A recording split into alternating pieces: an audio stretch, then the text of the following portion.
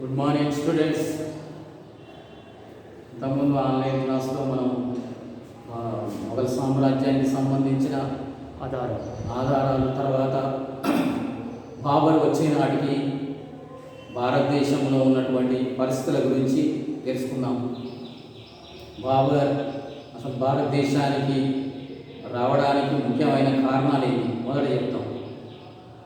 బాబర్ ఆఫ్ఘనిస్తాన్లో ఉన్న ఫర్గానాలో మొదట సామ్రాజ్య స్థాపన చేశాడు. కేవలం 11 సంవత్సరాల వయసులో ఆయన సామ్రాజ్య స్థాపన చేయడం జరిగింది. దానికి ముఖ్యమైన కారణం అతని మేనమామ చెంగీస్ ఖాన్ మరియు తండ్రి షేక్ ఉమర్ మీర్జా, అతని అమ్మమ్మ దౌలత్ బేగం, వీరి ప్రోద్బలంతో ఫర్గానాలో సామ్రాజ్య స్థాపన చేయడం జరిగింది. ఫర్గానా తర్వాత ఆయన సామర్కండ్ అనే ప్రాంతాన్ని కూడా ఆక్రమించుకోవడం జరిగింది. కొద్ది సంవత్సరాల తర్వాత ఆయన సామర్కండ్ ప్రాంతాన్ని కూడా పోగొట్టుకోవడం జరిగింది.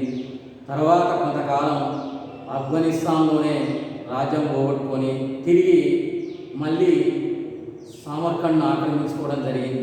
తర్వాత ఆయన భారతదేశం గురించి, భారతదేశం యొక్క గొప్పతనం గురించి తెలుసుకోవడం జరిగింది. ఎందుకు అనగా భారతదేశం అనేది ఎక్కువ నదులున్న ప్రాంతం. భారతదేశం అనేది నదులు ఎక్కువగా ఉండడం వల్ల ఆ నదికి దగ్గరగా అనేక పరివాహక ప్రాంతాలు ఉన్నాయి. పరివాహక ప్రాంతాలంటే అర్థం ఈ వ్యవసాయానికి అనుకూలమైనటువంటి ప్రాంతాలు. మరి వ్యవసాయం మీదనే ప్రజలందరూ కూడా ఆనాడు అందరూ ఆధారపడ్డారు. వ్యవసాయం మీద ఆధారపడుతున్నారు కాబట్టి భారతదేశం సుభిక్షంగా ఉంది. భారతదేశం ఐశ్వర్యాలతో ఉన్నటువంటి ప్రాంతంగా చెప్పుకోవచ్చు. భారతదేశంలో రాజకీయ ఐక్యత కూడా లేదు. భారతదేశంలో వివిధ మండలాలు, వివిధ రాజ్యాలు, పర్వతాలలో రాజ్యాలు, చాలా రాజ్యాలు ఉండేవి. భారతదేశంలో రాజకీయ ఐక్యత లేదు. కానీ బాబర్ వచ్చే నాటికి భారతదేశంలో అనేక రాజకీయ వ్యవస్థలు ఉన్నాయి. ఉత్తరాన ఢిల్లీని పరిపాలిస్తున్న ఇబ్రహీం లోడి, అలాగే రాజస్థాన్లో ఉన్న రాజపుత్ర రాజ్యాలు. ఒక రాజపుత్ర రాజ్యం అంటే ఒకటే రాజ్యం కాదు. రాజపుత్ర రాజ్యాల్లో మేవాడ్ రాజ్యం, చందేరి రాజ్యం ఇట్లా ఉండేవి. హిందూ రాజ్యాలలో కూడా 2 రాజ్యాలు ఉన్నాయి, ఇంకా చిన్న చిన్న రాజ్యాలు ఉన్నాయి. ఇటు ఉత్తర భారతానికి వస్తే మరో ముస్లిం ఢిల్లీని పరిపాలిస్తున్న ఇబ్రహీం లోడి, ఆయనది ఒక రాజ్యం. ఇటు బెంగాల్ పరిపాలిస్తున్న ముస్లిమ్స్ మరొక ముస్లిం రాజ్యం. అలాగే భారతదేశానికి దక్షిణాన విజయనగర సామ్రాజ్యం. విజయనగర సామ్రాజ్యం ఒక హిందూ రాజ్యం. తుంగభద్రా నదికి తీరాన ఉన్న విజయనగర సామ్రాజ్యం హంపి విజయనగర సామ్రాజ్యం. అలాగే రాజపుత్ర రాజ్యాల్లో అదొక హిందూ రాజ్యం. 2 హిందూ రాజ్యాలు, రాజపుత్ర రాజ్యం, విజయనగర సామ్రాజ్యం. 2 ముస్లిం సామ్రాజ్యం. ఒకటి ఇబ్రహీం లోడి పరిపాలిస్తున్న ముస్లిం సామ్రాజ్యం, అలాగే బెంగాల్ పరిపాలిస్తున్న ముస్లిం సామ్రాజ్యం. ఇవి కాకుండా భారతదేశానికి వాయువ్యాన మరొక సామ్రాజ్యం ఉంది, దౌలతాబాద్. వాయువ్యాన లాహోర్ని పరిపాలిస్తున్న దౌలత్ ఖాన్ లోడి పంజాబ్ పరిసర ప్రాంతాల వరకు ఈయన ఒక రాజ్యం. మొత్తం 3 ముస్లిం రాజ్యాలు, 2 హిందూ రాజ్యాలు. అంటే మొత్తం 5 రాజకీయ మండలాలు ఉన్నాయి. మొత్తం చూస్తే మనకు భారతదేశం అనేది రాజకీయ ఐక్యత లేదు. ఒకరంటే ఒకరికి విభేదాలు. ఒకరు హిందూ ధర్మాన్ని, 2 రాజ్యాలు హిందూ ధర్మాన్ని, హిందూ సంస్కృతిని కాపాడుకుంటూ 2 రాజ్యాలు పరిపాలిస్తుంది. విజయనగర రాజ్యం, రాజపుత్ర రాజ్యం. 3 ముస్లిం సామ్రాజ్యం. ఒకటి బెంగాల్ రాజ్యం, ఒకటేమో లాహోర్, మరొకటి ఢిల్లీ సామ్రాజ్యం. మొత్తం 5 రాజకీయ మండలాలు ఉన్నాయి. ఇవి బాబర్కు అనుకూలమైనవి. కానీ భారతదేశంలో ఉన్న ఈ రాజకీయ మండలాల్లో ఉత్తరాన పరిపాలిస్తున్న లోడి వంశస్థుడు ఇబ్రహీం లోడికి ఈ లాహోర్లో పరిపాలిస్తున్నటువంటి దౌలత్ ఖాన్ లోడికి మధ్య శత్రుత్వం ఉంది. కానీ దౌలత్ ఖాన్ లోడి ఆయన సైన్యంతో ఇబ్రహీం లోడిని ఓడించాలంటే అంత సులువైన విషయం కాదు. ఎందుకనగా ఈ ఢిల్లీని పరిపాలిస్తున్న ఇబ్రహీం లోడి సైన్యం లక్ష్య సైన్యం, కానీ దౌలత్ ఖాన్ లోడి సైన్యం చాలా తక్కువ. దౌలత్ ఖాన్ లోడి ఇబ్రహీం లోడిని ఓడించాలంటే చాలా కష్టమైనటువంటి పని. ఆ లక్ష్య సైన్యాన్ని ఓడించాలంటే ఈయనకు బలం సరిపోదు. ఈ శత్రుత్వం కూడా ఈ దౌలత్ ఖాన్ లోడి ఈ ఇబ్రహీం లోడి మధ్య శత్రుత్వం కూడా బాబర్ రావడానికి ప్రధానమైనటువంటి కారణంగా చెప్పుకోవచ్చు.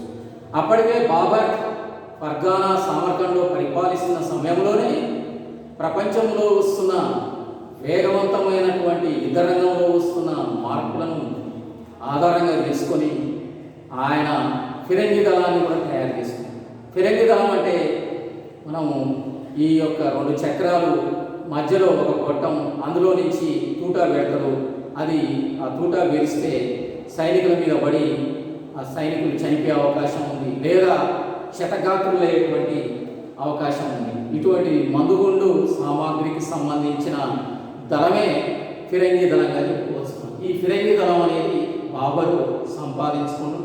బాబర్కు పెద్ద సైన్యం లేదు, కేవలం ఒక 10,000 ఇంచుమించు 10,000 సైన్యం. ఫిరంగి దళం మాత్రం ఒక 1,500 ఫిరంగి దళం ఉంది. ఈ ఫిరంగి దళాలను పర్యవేక్షణ చేసేది ఉస్తాద్. ఆ ఉస్తాద్ ఖాన్ ఆ ఫిరంగి దళాన్ని ఎట్లా ఉపయోగించాలి, ఫిరంగి దళం తూటా ఎట్లా పెట్టాలి, శత్రువులు వచ్చినప్పుడు మనం ఏ విధంగా ప్రయోగించాలనేది ఆ ఉస్తాద్ ఖాన్ తన సైనికులకు తర్ఫీదు కూడా ఇచ్చిండు. బాబర్కు ముఖ్యమైన యుద్ధ రంగంలో ముఖ్యమైన అంశం ఫిరంగి దళంగా చెప్పుకోవచ్చు. మరి ఈ ఫిరంగి దళం తీసుకొని అలాగే బాబర్ ఒక 10,000 మంది సైన్యం తీసుకొని మరి ఎప్పుడైతే దౌలత్ ఖాన్ లోడి లాహోర్ పాలకుడు దౌలత్ ఖాన్ లోడి బాబర్ని ఆహ్వానించిండో, దేనికోసం ఆహ్వానించినట్టే దౌలత్ ఖాన్ లోడి ఢిల్లీని పరిపాలిస్తున్న ఇబ్రహీం లోడిని ఓడగొట్టాలనే ఉద్దేశంతో, ఆ ఢిల్లీని ఆక్రమించుకోవాలనే ఆలోచనతో దౌలత్ ఖాన్ లోడి బాబర్ని ఆహ్వానిస్తే బాబర్ ఇదే మంచి అవకాశం అనుకొని తన చిన్న సైన్యంతో ఫిరంగి దళంతో భారతదేశానికి వాయువ్య భారతంగా ఉన్నటువంటి ప్రాంతం ఆఫ్ఘనిస్తాన్ నుంచి ఆయన బయలుదేరి ఇటు ఫస్ట్ ఈ హిందూకుష్ పర్వతాలు, ఖైబర్ బోలాన్ కనుమల ద్వారా భారతదేశానికి రావడం జరిగింది. విదేశీయులు మొత్తం కూడా భారతదేశానికి వాయువ్య భారతం ఉందని వచ్చింది. ఎందుకంటే భారతదేశానికి 3 వైపులా సముద్రం ఉంది, మీకు తెలుసు. తూర్పున బంగాళాఖాతం, పశ్చిమాన అరేబియా సముద్రం, దక్షిణాన హిందూ మహాసముద్రం, ఇవన్నీ కూడా ఉన్నాయి. విదేశీ సముద్రాల మార్గం ద్వారా ఈ ఓడలో నౌకల ద్వారా ప్రయాణం చేసి రావాలి, సైన్యం రావాలంటే చాలా కష్టం. అందుకే భారతీయులకు ఒకటే మార్గం ఉంది, వాయువ్య మార్గం. మరి ఉత్తరాన ప్రాంతం నుంచి రావచ్చు అంటే హిమాలయాలు ఉన్నాయి, మంచు పర్వతాలు, అక్కడి నుంచి కూడా కష్టం. అందుకని విదేశీయులందరూ కూడా ఈ యొక్క వాయువ్య ప్రాంతం గుండా వచ్చింది. ఇంతకుముందు మనం చెప్పుకున్నట్టు, ఇంతకుముందు సెమ్లో కూడా చెప్పుకున్నాం మనం. ఆ సెమ్లో అలెగ్జాండర్ కూడా భారతదేశానికి వాయువ్య మార్గం ద్వారా వచ్చింది. అట్లాగే బాబర్ కూడా భారతదేశానికి వాయువ్య మార్గాన ఉన్న ఈ యొక్క ఆఫ్ఘనిస్తాన్ నుంచి తన చిన్న సైన్యంతో బయలుదేరి లాహోర్లో ఉన్నటువంటి దౌలత్ ఖాన్ లోడి సైన్యంలో కలిసి బాబర్పై దండయాత్ర చేసేందుకు బయలుదేరి, మరి బాబర్ బయలుదేరి ఎవరిని ఓడగొడదామని ఈ యొక్క ఢిల్లీని పరిపాలిస్తున్నటువంటి ఇబ్రహీం లోడిని ఓడగొడదామని ఆయన బయలుదేరడం జరిగింది. మరి భారతదేశంలో పురాతన కాలం నుంచి విదేశీయులు వస్తున్నా కూడా భారతదేశంలో ఉన్నటువంటి రాజుల మధ్య ఐక్యత లేకపోవడం కూడా ఒక కారణంగా చెప్పుకోవచ్చు. భారతదేశంలో దాదాపు 1000-1500 సంవత్సరాల నుంచి భారతీయులందరూ కూడా ఎవరు కూడా ఐక్యత లేరు. ఉదాహరణకు రాజపుత్ర రాజ్యాలు ఉన్నాయి. రాజపుత్ర రాజ్యాల్లో ఉన్నటువంటి మేవాడు రాజు రాణా సంగ్రామసింహుడు కూడా తన తోటి రాజ్యాలు హిందూ రాజ్యాలను కూడా దాదాపుగా కొంతమందిని ఏకం చేసినా కానీ కొంతమందిని ఏకం చేయలేకపోతే రాజకీయ అనైక్యతే బాబర్ రావడానికి కారణం. బాబరే కాదు, బాబర్కు ముందు కూడా చాలామంది విదేశీయులు భారతదేశానికి రావడానికి కారణాలు మన దేశంలో ఉన్నటువంటి రాజుల మధ్య ఐక్యత లేకపోవడం ఒకటి, రాజులు స్వార్థ చింతన ఎక్కువ కావడం, తన బంధుప్రీతి ఎక్కువ కావడం, తన రాజ్యాన్ని చూసుకోవడం తప్పితే విదేశీయులు ఈ దేశానికి వస్తున్నారు, విదేశీయులు ఈ సంస్కృతిని దెబ్బతీస్తున్నారు. ఈ సంస్కృతిని దెబ్బతీస్తే భారతదేశం అనే ఆలోచన భారతదేశంలో ఉన్నటువంటి రాజులకు ఎవరికి కూడా కలగలేదు. తమ ప్రాంతం, తమ దేశం తమ రాజ్యం అనే ఆలోచన చేసేది, కానీ విదేశీయులు రాకుండా ఎవరు కూడా ఐక్యం కాలేకపోయారు. దీనివలన భారతదేశానికి చాలామంది విదేశీయులు రావడం జరిగింది. చాలామంది వచ్చి కొంతమంది ఈ సంస్కృతిలో కలిసిపోయారు. కానీ క్రైస్తవులు కానీ అంతకుముందు ముస్లిమ్స్ కానీ ఈ సంస్కృతిలో కలిసిపోలేదు. ముస్లిం మతంని ఈ దేశంలో వ్యాప్తి జరిగింది, అలాగే క్రైస్తవ వ్యాప్తి కూడా జరిగింది. ఈ విధంగా బాబర్ భారతదేశానికి వచ్చిన తర్వాత దౌలత్ ఖాన్ లోడి సైన్యంతో కలిసి ఆయన ఆ సైన్యంతో ఢిల్లీ సామ్రాజ్యానికి బయలుదేరాడు. కానీ ఢిల్లీ సామ్రాజ్యాన్ని పరిపాలిస్తున్నటువంటి బాబర్, ఢిల్లీ సామ్రాజ్యాన్ని పరిపాలిస్తున్నటువంటి ఇబ్రహీం లోడి సైన్యం 1,00,000 సైన్యం. కానీ ఇబ్రహీం లోడికి 1,00,000 సైన్యం చూసుకొని ఆయన విరవీగడం జరిగింది. భారతదేశంలో ఏ రాజు కూడా నన్ను ఓడించలేడు, భారతదేశంలో ఏ రాజు కూడా నాపై దాడి చేయలేడు అనేటువంటి ఆలోచనతో, గర్వంతో ఇబ్రహీం లోడి ఉన్నాడు. కానీ ఇబ్రహీం లోడి బాబర్ వస్తుండు, బాబర్ దగ్గర ఫిరంగి దళం ఉంది అనే విషయాన్ని తెలుసుకోలేకపోయింది. ఒకవేళ ఇబ్రహీం లోడి మరి బాబర్కు ఫిరంగి దళం ఉందనే విషయం తెలుసుకుని ఉన్నట్లయితే ఇబ్రహీం లోడి కూడా ఫిరంగి దళాన్ని తయారు చేసుకుని యుద్ధం జరిగిండు. ఇక పరిస్థితి ఇబ్రహీం లోడి వైపే ఉంది. కానీ ప్రపంచంలో వస్తున్న మార్పులను ఇబ్రహీం లోడి ఏ విషయాన్ని కూడా తెలుసుకోలేకపోవడం వల్ల 1,00,000 సైన్యం చూసుకొని సాంప్రదాయ యుద్ధమే చేద్దాం, ఆ గుర్రాలతో యుద్ధం చేద్దాం, అశ్వదళంతో యుద్ధం చేద్దాం, పదాతి దళంతో యుద్ధం చేద్దాం అనే ఆలోచనతోటే ఉండి ఆయన పరాజయానికి కారణంగా చెప్పారు. ఈ విధంగా దౌలత్ ఖాన్ లోడి సైన్యం, బాబర్ సైన్యం ఇద్దరు కూడా ఢిల్లీకి దగ్గరగా హర్యానా అనే ప్రాంతం, హర్యానా అనేది ప్రస్తుతం రాష్ట్రం, ఆ రోజుల్లో హర్యానాకు దగ్గరగా పానీపట్ అనే ఒక గ్రామం ఉంది. ఆ గ్రామానికి దగ్గరగా ఇరువురు సైన్యాలు మెహరించి అని సిద్ధమైనవి. ఇటువైపు సైన్యం అటువైపు సైన్యం సిద్ధమైనవి. యుద్ధం అనేది హిందూ సిద్ధాంతం వేరే ఉంటుంది, ముస్లిం సిద్ధాంతం వేరే ఉంటుంది. రాజపుత్ర రాజులేమో సూర్యుడు ఉదయించగానే యుద్ధం మొదలైంది, సూర్యుడు అస్తమించగానే యుద్ధం ఆగిపోతుంది, అది రాజపుత్ర రాజు. ముస్లిం రాజుల మధ్యనేమో ఈ ఉదయించుడు కానీ ఇటు అస్తమించుడు కానీ ఇటు ఏ విధమైనటువంటి నిబంధనలు ఉండవు. కానీ మరి ముస్లిం రాజులే యుద్ధం చేస్తున్నారు కాబట్టి చారిత్రాత్మకమైనటువంటి ఆ పానీపట్ అనే గ్రామంలో మైదాన ప్రాంతం ఉంది. ఆ మైదాన ప్రాంతంలో ఇరువురు సైన్యాలు మెహరించిన, ఇరువురు సైన్యాలు అంటే ఇటు బాబర్ దౌలత్ ఖాన్ లోడి సైన్యం, ఇటు ఇబ్రహీం లోడి సైన్యం, ఈ సైన్యాలు ఏకమైనవి. కానీ ఇబ్రహీం లోడి భారతదేశంలో ఉన్నటువంటి ఏ రాజు సహాయం తీసుకోకుండా, ఎవరి సహాయం తీసుకోలేదు. ఎందుకంటే ఇబ్రహీం లోడి కూడా శత్రువులు ఎక్కువైపోయారు. అటు రాజపుత్రులతో శత్రుత్వం, ఇటు బెంగాల్ పరిపాలిస్తున్న శత్రుత్వం, మరియు ఈ దౌలత్ ఖాన్ లోడితోటి దీర్ఘకాలపు శత్రుత్వం. ఇక దక్షిణ భారతదేశానికి వస్తే దాదాపు 750-800 కిలోమీటర్ల దూరంలో ఉన్న విజయనగర సామ్రాజ్యంతో సంబంధాలు లేదు, ఎవరిని సహాయం తీసుకోలేదు. ఎందుకు తీసుకోలేదంటే ఇబ్రహీం లోడి సైన్యానికి 1,00,000 సైన్యం ఉంది, నన్ను ఎవడు ఓడించలేడన్న ఆలోచనతోటి యుద్ధానికి సిద్ధమైంది. ఈ యొక్క చరిత్రాత్మకమైన ఈ పానిపట్టు మైదానంలో బాబర్ సైన్యానికి ఇబ్రహీం లోడి సైన్యానికి మధ్య యుద్ధం జరిగింది. ఈ యుద్ధంలో ఇబ్రహీం లోడి సైన్యం అశ్వదళం బాబర్ సైన్యం మీద ఆధిక్యత ప్రదర్శించిన ఇటువంటి సమయంలో బాబర్ తెలివితో తన యొక్క ఫిరంగి దళాధిపతి ఉస్తాద్ ఖాన్ని ఆ ఫిరంగి దళాన్ని ఉపయోగించమని చెప్పాడు. ఎప్పుడైతే ఆ 1500 ఫిరంగి దళాన్ని ఉపయోగించాడో ఆ ఫిరంగి దళాన్ని ఉపయోగించడంతో బాబర్ సైన్యం 1,00,000 సైన్యం ఆ ఫిరంగి గుండ్లకు దాదాపు చాలామంది క్షతగాత్రులయ్యారు. క్షతగాత్రులు అంటే గాయాల పాలయ్యారు, చాలామంది మరణించడం జరిగింది. ఈ బాంబు పేరులతో ఇబ్రహీం లోడి సైన్యం చాలామంది చెల్లాచెదురై పారిపోయారు. కొంతమంది ప్రాణాలను అరచేతుల్లో పెట్టుకొని పారిపోవడం జరిగింది, కొంతమంది ఏమో చాలామంది చనిపోవడం జరిగింది. చివరికి ఇబ్రహీం లోడికి బాబర్కు మధ్య యుద్ధం జరిగింది. ఈ యుద్ధంలో ఇబ్రహీం లోడి చివరి వరకు పోరాటం చేశాడు. కానీ ఈ పోరాటంలో బాబర్ తెలివి ముందు, బాబర్ యొక్క గుణగణాల ముందు, బాబరు యొక్క యుద్ధ నైపుణ్యత ముందు ఇబ్రహీం లోడి సైన్యం ఏం చేయలేకపోయింది. ఈ విధంగా బాబరు భారతదేశంలో ఈ యొక్క మొఘల్ సామ్రాజ్య స్థాపన చేశాడు. ఇబ్రహీం లోడిని ఓడించడం జరిగింది. ఇట్లా ఇబ్రహీం లోడిని ఓడించి ఢిల్లీ సామ్రాజ్యంలో మొఘల్ సామ్రాజ్య వంశ స్థాపన చేశాడు.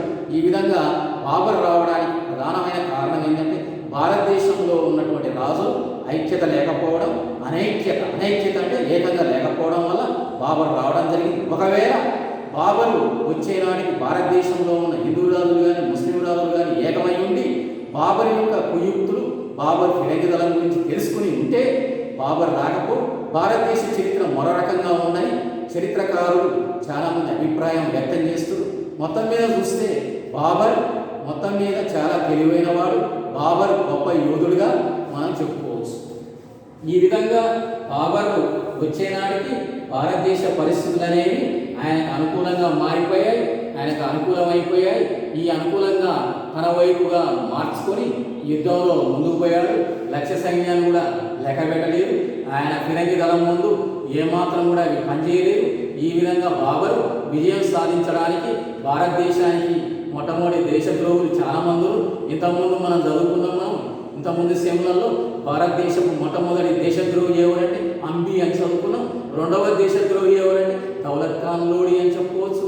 ఆయన రెండవ దేశద్రోహి అంటాం. మరి ఆ దౌలత్ ఖాన్ లోడి యొక్క ఆహ్వానం మేరకే ఆయన రావడం జరిగింది. అంతకుముందు బాబర్ కూడా భారతదేశం గురించి కూడా తెలుసుకోవడం జరిగింది. ఆయన కూడా రావాలనే ఆలోచన ఉంది. కానీ ఎప్పుడైతే ఆహ్వానించిందో ఇదే మంచి అవకాశం అని భారతదేశానికి వచ్చి భారతదేశంలో మొదటి పానిపట్ యుద్ధం క్రీస్తకం 1126లో యుద్ధం చేశాడు. ఇబ్రహీం లోడిని ఓడగొట్టి మొదటి వంశ స్థాపన చేయడం జరిగింది. ఈ విధంగా భారతదేశం అనేది దాదాపు 1000, 1500, 2000 సంవత్సరం నుంచి ఏ భారతీయ రాజు కానీ ఐక్యంగా లేడు. ఏ భారతీయ రాజు ఐక్యంగా ఉండి విదేశీయులను తరిమి కొడదామనేటువంటి ఆలోచన ఎవరికి కూడా రాలేదు.